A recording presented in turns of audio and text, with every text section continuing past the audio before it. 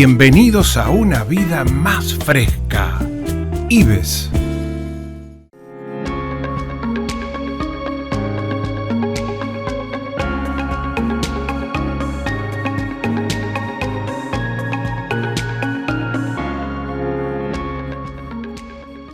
Un nuevo capítulo de Ecosalud, el espacio multiplataforma del Eco Multimedios, donde hablamos especialmente de prevención en salud. Hoy nos acompaña el doctor Martín Fernández. Él es especialista en cirugía plástica, estética y reparadora. ¿Cómo andas, Martín? Así es, Carola. ¿Cómo estás? Muy bien.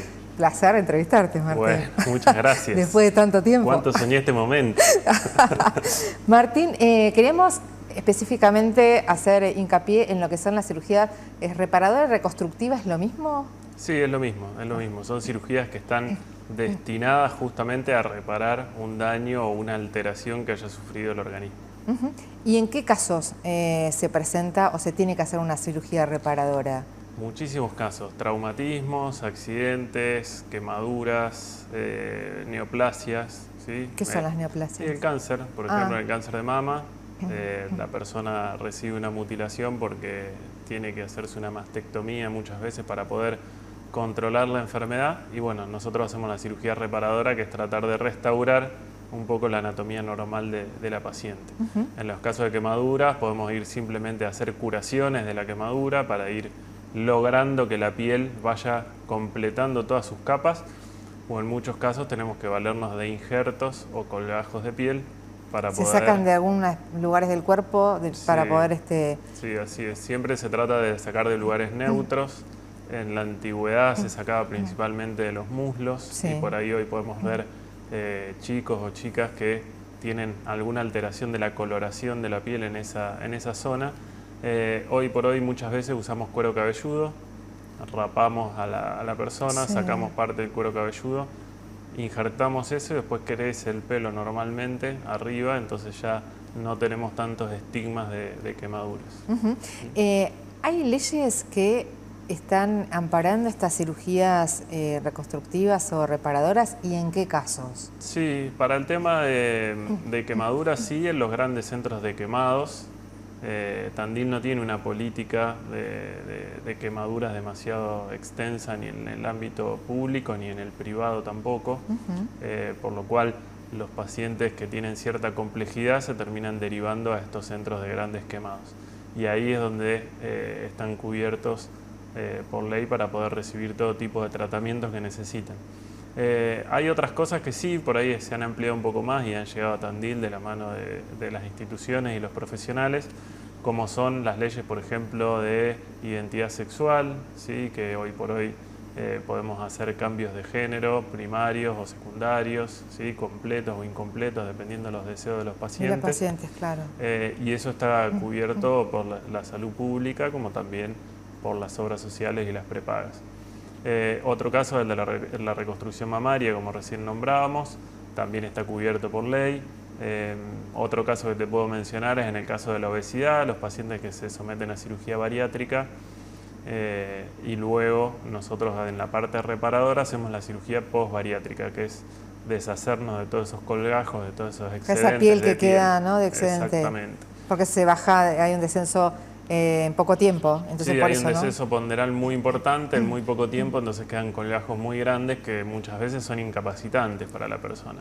A veces cuando nos toca a nosotros mismos como médicos ver qué grado de complejidad o de alteración tiene una persona, nos tenemos que poner en el lugar de esa persona. Lo mismo invitamos a veces a los auditores médicos de las prepagas o de las obras sociales para que también se pongan en el lugar del paciente y vean qué es lo que sufre. Una persona que ha tenido un descenso ponderal muy importante de peso y tiene muchos colgajos, muchas veces se tiene que usar, por ejemplo, una calza, arriba de eso se pone una faja, arriba de eso una venda, y recién arriba de eso se pone la ropa normal, y todo eso lo tiene que hacer todos los días. Claro. Y no es solo que se lo pone a la mañana y se lo saca a la noche. Cada vez que va al baño se tiene que sacar todo, volvérselo a poner. Sufren mucho el calor, la piel obviamente que sufre contaminaciones por hongos, bacterias. Yo te iba a decir, ¿por qué esa piel que está rozando la otra o el mismo peso? ¿Qué otras patologías? Digo, pues, claro. Pensando en una cirugía de este tipo, estamos hablando de prevención también. Sí, la prevención en realidad yo creo que tiene que comenzar antes. Muchas veces lo hablamos acá en el espacio de Informadísimas y demás, que viene de la casa y de la escuela. Si consideramos que muchos de los trastornos de salud que tenemos, lo que no sean accidentes, ¿no? Como las quemaduras, tienen que ver con nuestra alimentación y tienen que ver con nuestro estilo de vida. O sea, sale a flote la idea de que tenemos que alimentarnos mejor. Muchas veces nos están alimentando, nos están enfermando los propios alimentos o las costumbres alimenticias que tenemos. Y vemos que son distintas las patologías que hay ahora que las que tenían antes, ¿sí? Nuestros familiares que por ahí vivían más a un estilo de campo, que vivían un estilo más natural. Y más en movimiento, que no sí, nos pasa ahora también. Y más en movimiento y también un poco lo que nos pasa a los médicos o a los profesionales, así que vivimos con mucho estrés. O sea, las estadísticas dicen que morimos de infarto agudo de miocardio, de accidente cerebrovascular o de algunos tipos de cánceres, todas enfermedades que son ciertamente prevenibles. Entonces un poco lo que comemos y un poco el estilo de vida, de eso va asociado un poco lo que es la psicoinmunoendocrinología. O sea, si uno está bien, con buenos pensamientos y está desarrollando una vida plena y va pudiendo afrontar bien los problemas que le van surgiendo y todo, esa es la parte psicológica, impacta sobre la inmunidad y sobre la endocrinología, que son las hormonas. Y como sabemos que los cánceres, digamos, son tumores que están con células en crecimiento descontrolado, o sea, al poder manejar la parte hormonal también vamos a poder mejorar un poco ese balance. Entonces es muy interesante manejar la prevención desde ahí para no tener que llegar a eso. Claro. Lo que ocurre es que las políticas de Estado por ahí van apuntadas al tratamiento con la cirugía bariátrica porque saben lo que implica un obeso en la sociedad. O sea, la sociedad no está preparada. Pensemos que los tomógrafos, por ejemplo, los resonadores, aceptan hasta cierto peso, hasta cierto tamaño. Claro. Las camillas también. O sea, es una propia deuda también que tiene el Estado para con las personas que tienen sobrepeso, ¿sí? Porque no están adaptados ni los colectivos de larga distancia, ni los aviones. O sea, hay como muchas implicancias. De lo que es de la vida cotidiana que no se puede ingresar, el tamaño de puertas, por ejemplo, ¿no? Y demás. Y una vez que está la persona, ¿no?, con esta cirugía bariátrica, que le queda este exceso de piel, esa piel puede presentar, ¿no?, problemas si no se extrae, si no se saca. Sin duda que sí, trae problemas crónicos, por eso que hay que sacarlo. Sí. Además que después le cambia la calidad de vida a la persona, porque más allá que yo siempre le digo al paciente, o sea, ahora tenés excedente de piel y no tenés cicatrices, después vas a tener cicatrices y no vas a tener excedente de piel. Ponen eso en la balanza y lo analizan. Nosotros tratamos de dejar las cicatrices en las zonas más neutras, que sean menos visibles, y realmente después esa persona puede salir al mundo de vuelta de una manera totalmente diferente y renovada. Pero insisto en que a veces nos cuesta todavía entender ciertas patologías, nos cuesta entender el cáncer, nos cuesta entender el infarto, nos cuesta entender el ACV, también nos cuesta entender la obesidad. Sí, claro. Bueno, muchas veces hay pacientes que son operados por cirugía bariátrica, posbariátrica y después aumentan de peso de vuelta. ¿Sí? Es toda una reeducación. Sí. Por eso la pregunta ¿es solo la cirugía o se trabaja también en un equipo multidisciplinario? No, el equipo es multidisciplinario siempre. Se trabaja con kinesiólogos, con fisioterapias, con personal trainer, psicólogos, psiquiatras, el cirujano general, el cirujano plástico, la nutricionista o el nutricionista. O sea, es todo un equipo muy, muy grande. Y la verdad que muchas veces no se llega al final porque el paciente pierde el compromiso cuando se empieza a ver mejor. Y se abandona y vuelve un poco a las costumbres que tenías previo a todo eso. Entonces, también a veces hay que poner en la balanza, porque cuando las cosas son gratis, a veces también uno no le da por ahí tanta importancia como cuando le costó. Hay gente que por ahí no tiene cobertura, no tiene acceso y todo, tiene que vender un auto, no sé, o poner otro sacrificio. De algo, claro. Entonces después por ahí también lo valora de otra manera. Cuando hay un implante, en este caso de mamario, a partir de una enfermedad, ¿cómo se aborda al paciente? Digo, porque la paciente puede querer o no, se le sugiere, puede vivir sin implante mamario. ¿Cómo es el abordaje? Vivir puede vivir, de hecho hay muchas personas que por ahí ya son mayores y vienen de otra época de la cirugía o de otra época de los implantes y también eran diferentes las reconstrucciones, mucho más complejas. Y han vivido mastectomizadas toda la vida y bueno, por ahí muchas te hubiesen dicho, si yo hubiese tenido esto, acceso a esto, me hubieran dicho, lo hubiese hecho, como hay otras personas que no, y es totalmente respetable. Pero, no sé, la parte mamaria en la mujer está asociado a la feminidad, a la lactancia, al hecho de ser mujer, o sea, tiene muchísimas implicancias. Tiene otras connotaciones, ¿no? Claro. Entonces yo creo que al paciente, en esto también lo abordamos de manera multidisciplinaria, el mastólogo, que generalmente, o el ginecólogo, son los médicos que por ahí se encuentran con la patología mamaria de base, ¿sí? Que son los que hacen los controles de la glándula mamaria en sí.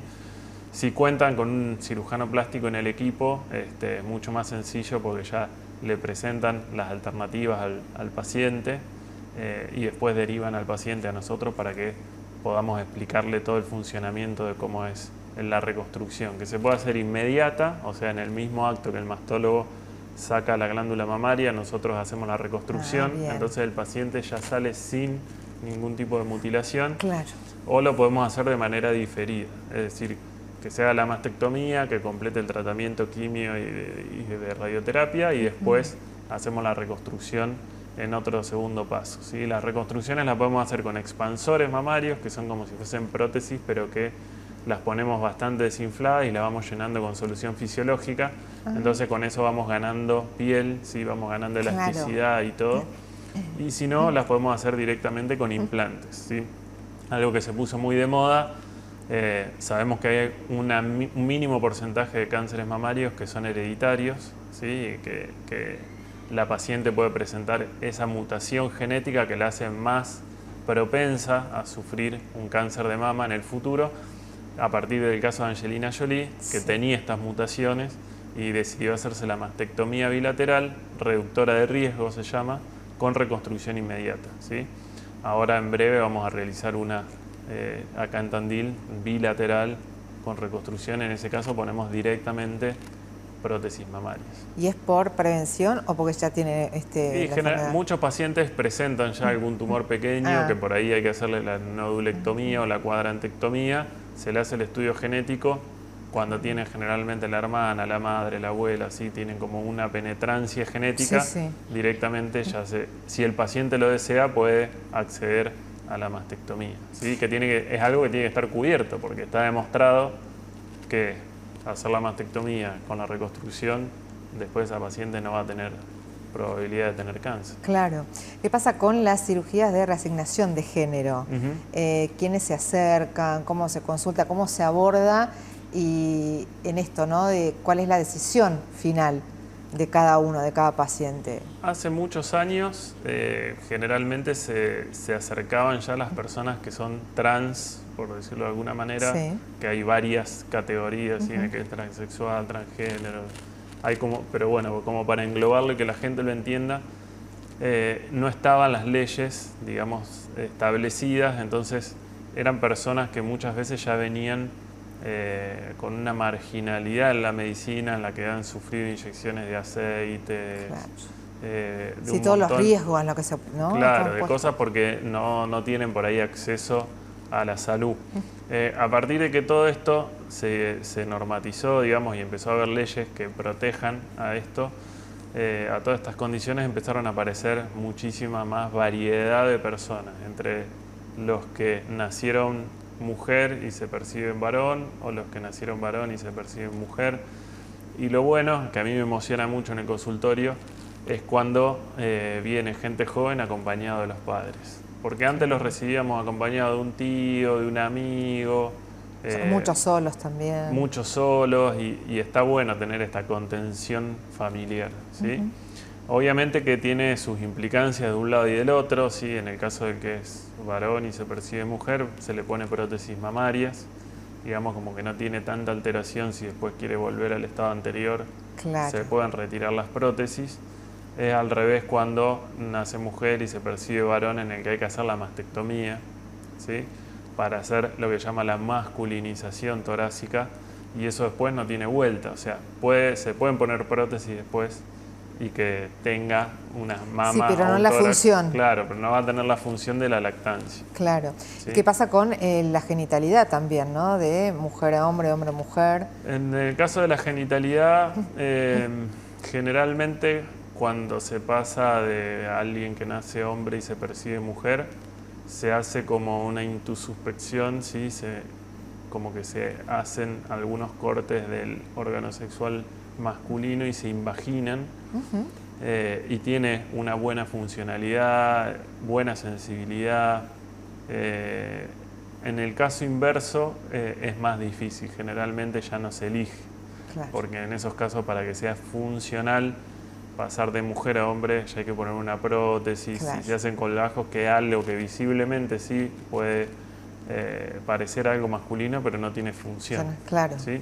Con el caso de la prótesis sí va a tener función, pero es medio difícil que tenga sensibilidad.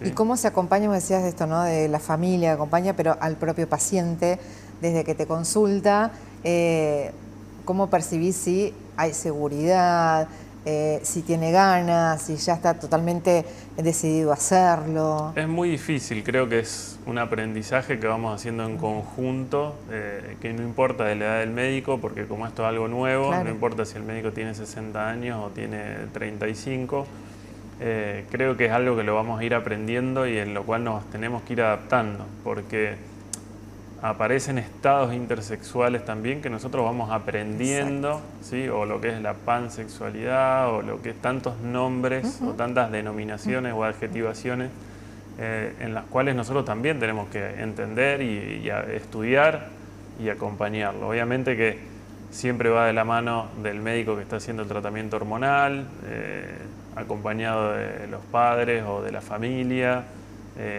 y si está en tratamiento psicológico, psiquiátrico, también con el componente que tenga que ver con eso. No porque esté loco, ¿sí? Sino porque me parece que es importante tener un apoyo psicológico o un apoyo de un psiquiatra ante una decisión que se va a tomar de ese tipo, sobre todo en los casos que tiene cierta irreversibilidad, como decíamos recién.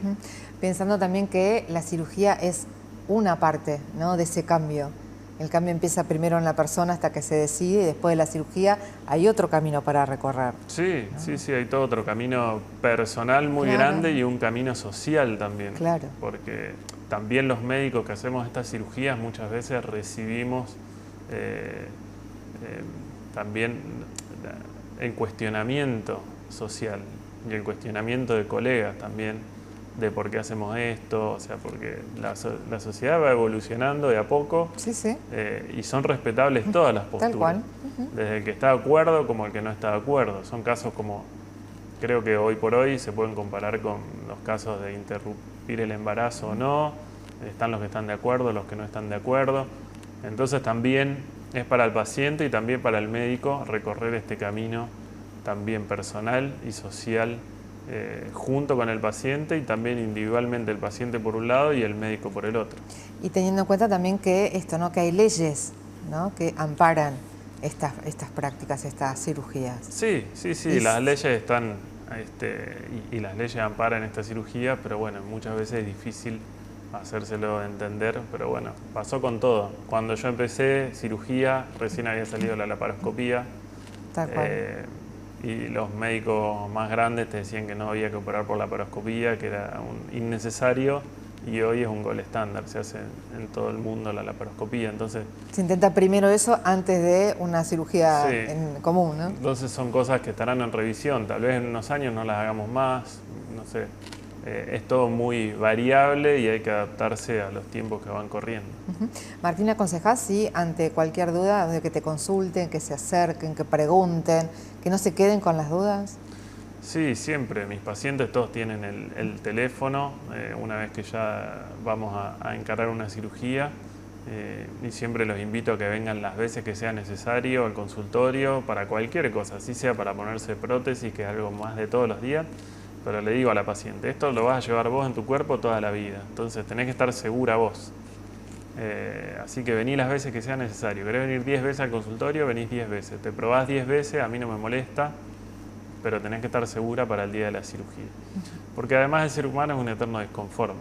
O sea, entre una prótesis de 300 y una de 325 hay 2 milímetros de diferencia, y sin embargo la paciente después siempre te dice, me hubiese puesto un poquito más. Y es imperceptible. Claro. Si vos le ponés la de 325 no se va a dar cuenta, y si le ponés la de 300 no se va a dar cuenta, pero la desconformidad eterna que tenemos también se manifiesta en esos casos. Entonces es preferible que el paciente esté más que seguro y después recién poder hacer la cirugía. Así que hay que hablar mucho antes. Hay que hablar mucho escuchar mucho. y hay que escuchar mucho, principalmente escuchar. Martín, gracias por estos minutos y por ayudarnos también a conocer un poquitito más, sobre todo desde el lugar de las cirugías reconstructivas y de esta posibilidad que hay, porque hay leyes, porque hay derechos y se tienen que conocer. No, muchísimas gracias a vos por visibilizar todo esto y por darlo a conocer a la población. Gracias. A vos. El doctor Martín Fernández, especialista en cirugía plástica, estética y reparadora. Nos reencontramos en un próximo capítulo de Ecosalud. Bienvenidos a una vida más fresca. IBES.